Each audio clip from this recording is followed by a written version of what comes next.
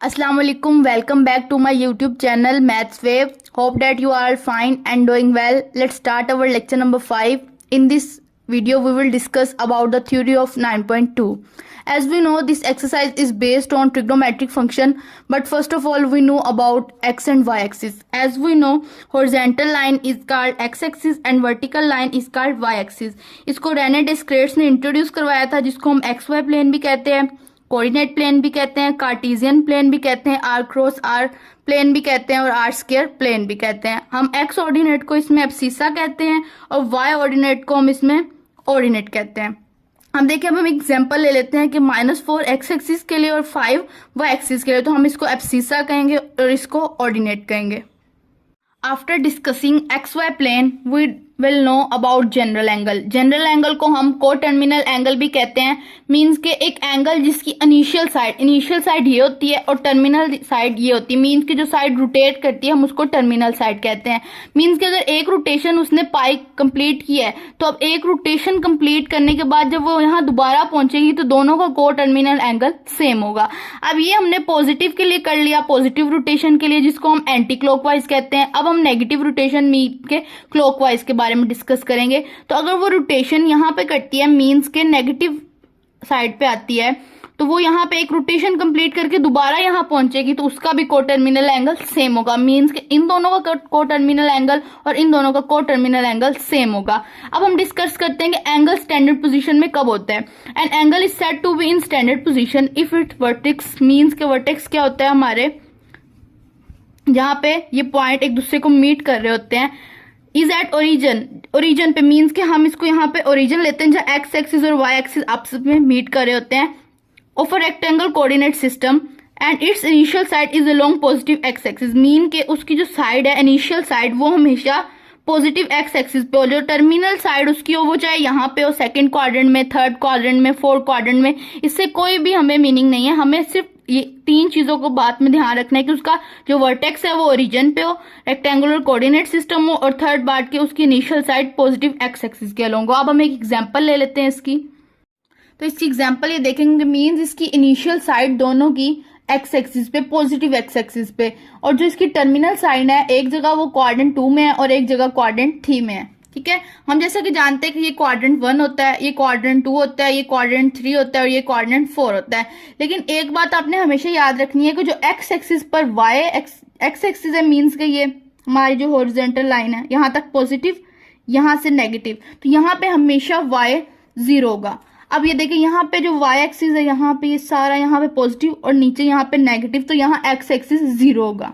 Okay, अब हम concept ले लेते हैं क्वाड्रेंटल एंगल का और नॉन क्वाड्रेंटल एंगल का। जैसे कि हम जानते हैं 0, 90, 180, 270, 360 ये क्वाड्रेंटल लाइंस है। मतलब कि अगर एंगल की टर्मिनल साइड, ये तो इनिशियल साइड होगी ना, टर्मिनल साइड अगर इसकी 90 पे होती है, 180 पे होती है, 270 पे होती है, 360 पे, एक रोटेशन कंप्लीट करने के बाद 360 पे आ जाती है, तो वो एंगल्स कहलाते हैं क्वाड्रेंटल एंगल्स। मीन्स के 90, 180, 270, 360, इससे आगे आप 90 90 ऐड करते हैं, जो जितने भी एंगल्स क्वाड्रेंट लाइंस पे आएंगे वो क्वाड्रेंटल एंगल्स होते हैं। उसके बाद हम नॉन क्वाड्रेंट एंगल्स की बात कर लेते हैं कि जिनकी टर्मिनल साइड इन लाइंस पर मत ना आए। तो मीन्स कि यहाँ पे, यहाँ पे, यहाँ पे, इनके अलावा जितने भी एंगल्स बनेंगे वो नॉन क्वाड्रेंटल होंगे। फॉर एग्जांपल 45 का एंगल, 35 का, 120 का, यहाँ पे 270 का, 290 का, तो ये सारे एंगल्स होंगे वो नॉन क्वाड्रेंटल एंगल्स होंगे।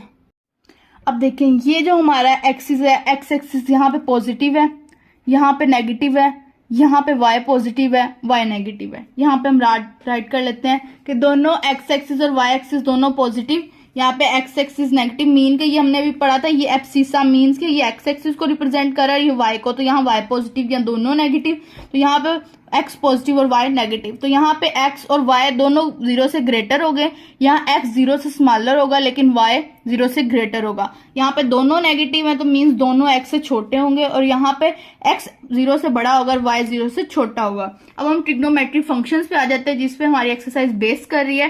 तो आपको पता है कि ट्रिग्नोमेट्रिक फंक्शन होते हैं sine, cos, tan, cosecant, secant, cot. Cosecant sine का इनवर्स होता है, कोट टेन का इनवर्स होता है, सिकेंट कोस का इनवर्स। हम इसको इस तरह भी राइट कर सकते हैं, sine theta is equal to 1/cos या cosecant is equal to 1/sin। अब हमने एक ट्राइंगल ले लिया, ए सी बी, मतलब ए बी सी। अब हमने जो उसके ऑपोजिट है उनको साइड्स को कर लेते हैं, तो हमने इसको ए दे दिया नाम, इसको बी दे दिया और इसको हमने सी दे दिया।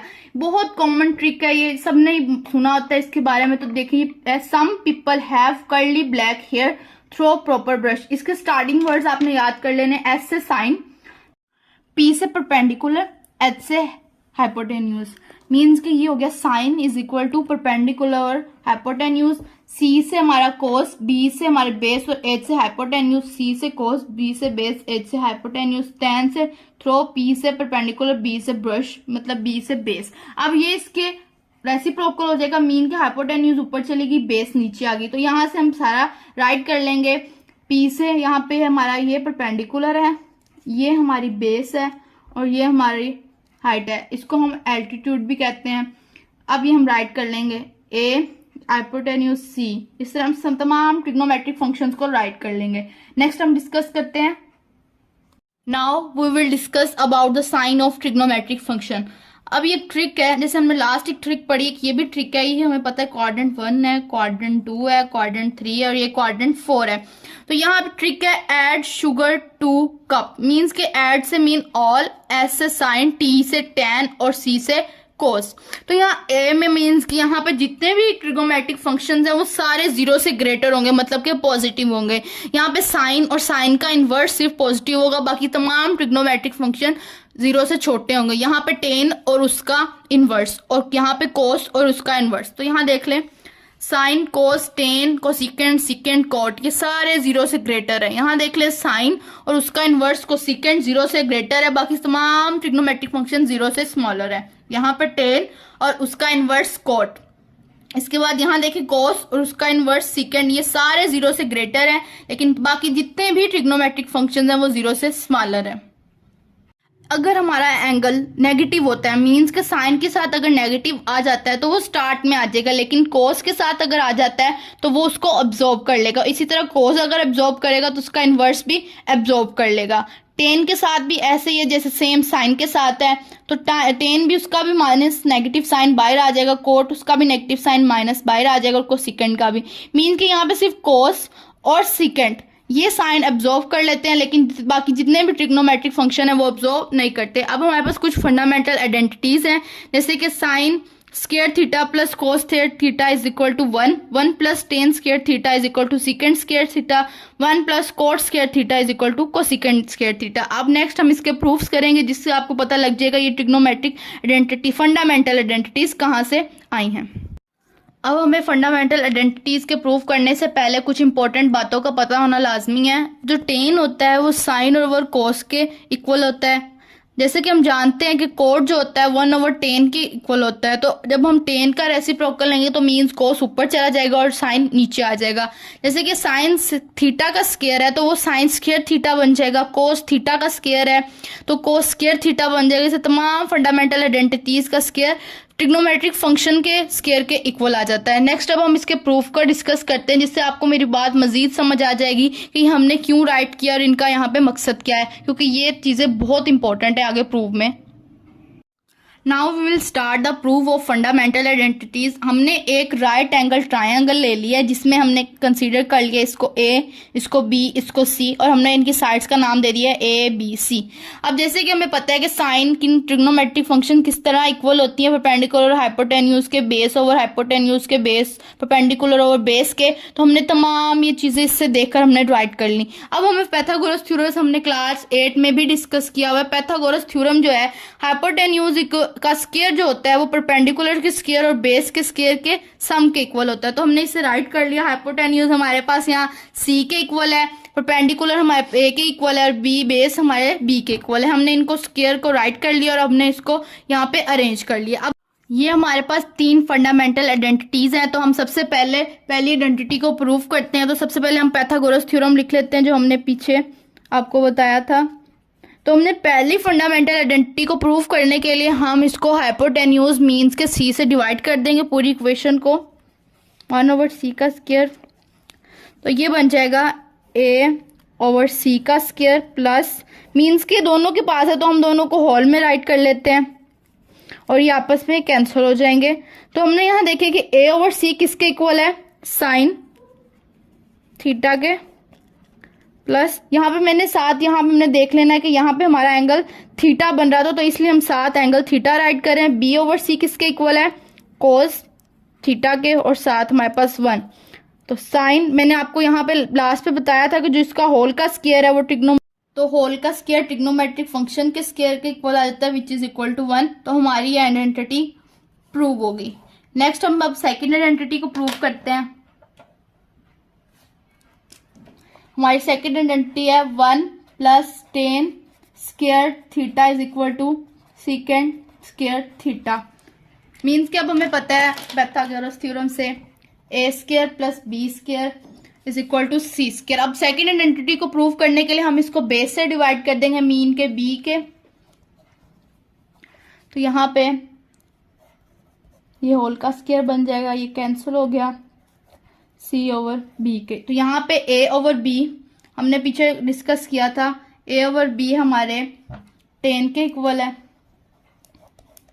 प्लस सी ओवर बी जो हमारा था सीकेट के इक्वल है। तो अब हम इसको अरेंज कर लेते हैं। तो हमारी ये दूसरी फंडामेंटल आइडेंटिटी भी प्रूव होगी। अब हम थर्ड फंडामेंटल आइडेंटिटी को प्रूव करते हैं। तो वो हमारे पास है 1 plus cot square theta is equal to cosecant square theta. अब हम दोबारा राइट कर लेते हैं पाइथागोरस थ्योरम को। अब हम यहाँ पे ए मीन्स के परपेंडिकुलर से डिवाइड कर देंगे, कैंसिल हो जाएगा, बी ओवर ए का स्क्वायर बन जाएगा, सी ओवर ए का स्क्वायर बन जाएगा।